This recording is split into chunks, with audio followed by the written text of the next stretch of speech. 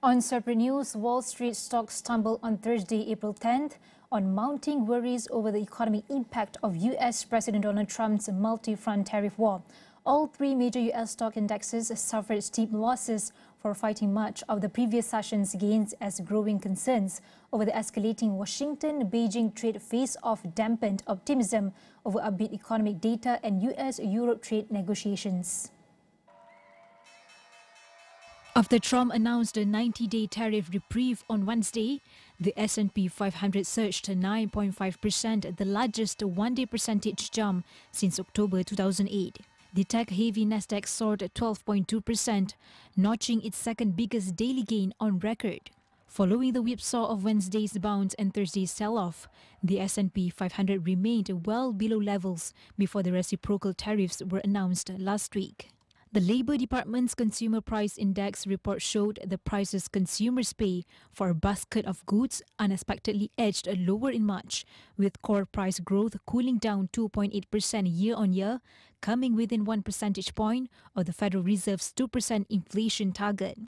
But the Fed's path forward, in light of ongoing trade negotiations, is less clear. Markets are reflecting, one, some major exhaustion, and two, just what they're hearing in the news, which is somewhat good to hear in the moment you hear it, but long-term not adding to actual stability. All of the tariff news, all of the auction news we hear, even the good bits are now getting drowned out by the fact that the markets are starting to price in any good bit of news can be taken away in a tweet, and any bad day can be turned around just as easily.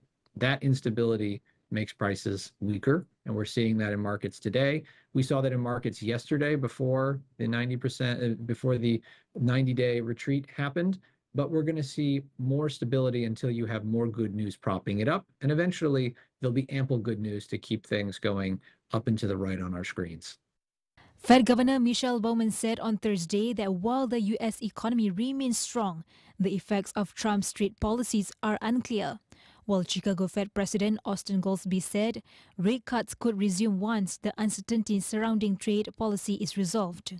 In response to Trump's 90-day tariff pause, the European Union will delay retaliatory levies on American goods as countries within the bloc scramble to reach trade deals with Washington, said European Commission Chief Ursula von der Leyen. But the trade war with Beijing persists, with China vowing to follow through to the end if the U.S. does not let up. The CBOE Market Volatility Index, often called the Fear Index, remained elevated. According to preliminary data, the S&P 500 lost 189.79 points, or 3.45%, to end at 5,267.11 points, while the Nasdaq Composite lost 737.66 points, or 4.31%, to 16,387.31. The Dow Jones Industrial Average fell 1,209.51 points, or 2.54%, to 39,578.94.